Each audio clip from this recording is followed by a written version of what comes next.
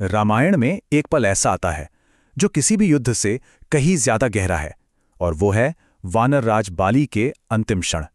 ये सिर्फ एक राजा की मृत्यु की कहानी नहीं है, बल्कि एक क्षमा, कर्तव्य और एक अच्छे लीडर के क्या गुण होते हैं, इस पर एक बहुत बड़ा सबक है। तो आइए आज इसी मार्मिक कहानी की पड़तों खोलकर देखते हैं। असल में इस पूरी कहानी का दिल ना बाली के इन्हीं आखिरी शब्दों में धड़कता है। जरा सोचिए, दो भाई जो एक दूसरे के दुश्मन बन बैठे थे, उनमें से एक मौत के दरवाजे पर खड़ा है और उसका पहला काम है माफी मांगना। ये शब्द इस पूरे सीन को एक बहुत ही भारी इमोशनल वजन देते हैं। ये सिर्फ शब्द नहीं है, ये पश्चाताप और सुलह का एक बेहद पावरफुल लम्हा है। आमतौर पर क्या होता है, मरता हुआ इंसान अपनी तकलीफ के बारे में सोचता है ना? पर बाली का ध्यान कहीं और ही था। उनका ध्यान था अपने राज्य और अपने परिवार के भविष्य पर। यह देखना बहुत दिलचस्प है कि उन्होंने अपने भाई को क्या अंतिम जिम्मेदारियां सौंपी। तो बाली क्या करते हैं? अपने गले से एक सोने की माला उतारकर सुग्रीव को देते हैं। अब ये कोई ऐसी वैसी माला नहीं थी, ये देवराज इंद्र का दिया हुआ एक दिव्य तोहफा था जो शक्ति और समृद्धि का प्रतीक था।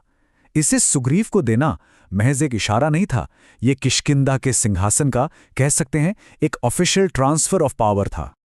और इसके बाद बाली सुग्रीव को वो तीन सबसे जरूरी सबक सिखाते हैं। पहला, वचन का सम्मान, कि राम की मदद का जो वादा किया है वो हर हाल में पूरा हो। दूसरा, परिवार की जिम्मेदारी, कि मेरे बेटे अंगद को ठीक वैसा ही प्यार मिले जैसा मैं देता। और तीसरा, एक स्त्री की बुद्धि का सम्मान, अपनी पत्नी तारा की सलाह को हमेशा अहमियत देना। ये एक मरते हुए राजा के सिर्फ आखिरी शब्द नहीं थे, बल्कि ये लीडरशिप के 3 सुनहरे नियम थे।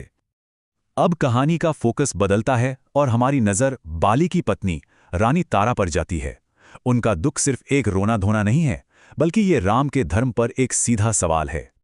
इन शब्दों की गहराई को महसूस कीजिए। तारा राम से कोई सफाई नहीं मांग रही हैं, वो न्याय भी नहीं मांग रही हैं, वो सीधे सीधे मौत मांग रही हैं। इससे पता चलता है कि उनका दुख कितना गहरा है, कि पति के बिना ये जीवन उनके लिए बिल्कुल बेमानी हो चुका है। और यहीं पर राम के सामने एक बहुत बड़ा सवाल खड़ा हो जाता है। जब कोई इतना टूट चुका हो कि वो जीना ही न चाहे, तो उसे क्या ज्ञान दिया जा सकता है, क्या तर्क दिया जा सकता है? ये एक बहुत बड़ी चुनौती है, और यहीं से हमें राम के दिव्य उपदेश की एक झलक मिलती है। अब हम आते हैं इस पूरे प्रसंग के फिलोसॉफिकल कोर पर। यहां राम सिर्फ दिलासा नहीं दे रहे, वो तारा और सुग्रीव दोनों को जीवन, मृत्यु और कर्तव्य का एक गहरा आध्यात्मिक ज्ञान दे रहे हैं। राम तारा के दुख को एक बिल्कुल नया नजरिया देते हैं। वो समझाते हैं कि जिसे बाली समझकर रोया जा रहा है, वो तो बस एक नश्वर शरीर है, 5 तत्वों से बना, जो यहीं पड़ा है। लेकिन बाली की जो असल पहचान है, उनकी आत्मा, वो तो अमर है, उसे कोई नष्ट नहीं कर सकता। राम कहते हैं कि शरीर के इस मोह से ऊपर उठकर आत्मा के इस शाश्वत सच को देखो। और एक तरफ जहां तारा का दुख है, वहीं दूसरी तरफ हैं सुग्रीव, जो अपने भाई की मौत के अपराध बोध, मतलब गिल्ट, में पूरी तरह से डूबे हुए हैं। वो सिंहासन जिसके लिए इतना बड़ा युद्ध हुआ, अब उन्हें एक बोझ लग रहा है। वो सब कुछ छोड़कर एक सन्यासी बनना चाहते हैं। और राम सुग्रीव की इस हालत को तुरंत पहचान लेते हैं। वो इसे एक नाम देते हैं, शमशान वैराग्य। ये एक बहुत ही दिलचस्प कॉन्सेप्ट है। मतलब वो वैराग्य जो किसी अपने की मौत को देखकर शमशान में पैदा होता है, लेकिन वो टेम्पररी होता है, कुछ समय बाद फीका पड़ जाता है। राम समझाते हैं कि इस अस्थायी भावना में बहकर अपने कर्तव्य से मुंह मोड़ना ठीक नहीं है। तो अब हम पहुंचते हैं आखिरी हिस्से में, जहां राम ये तर्क देते हैं कि सुग्रीव को क्यों ये सिंहासन स्वीकार करना ही होगा। ये एक तरह से कर्तव्य और व्यक्तिगत इच्छा के बीच एक बहुत शक्तिशाली बहस है।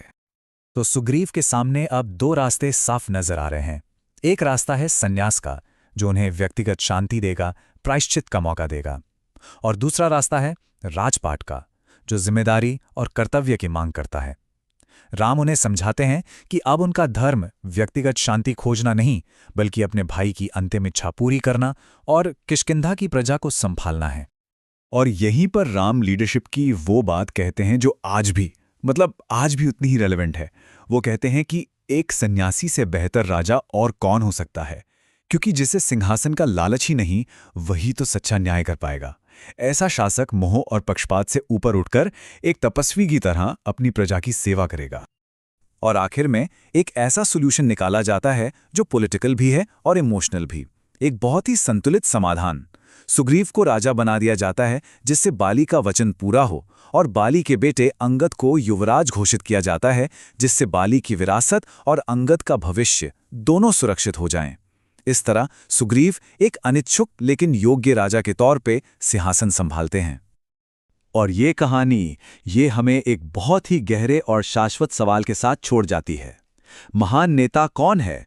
वो जिसे सत्ता की चाहत है, या फिर वो जो इसे एक कर्तव्य समझकर स्वीकार करता है? बाली की मृत्यु का ये अध्याय हमें आज भी लीडरशिप के असली मतलब पर सोचने के लिए मजबूर करता है।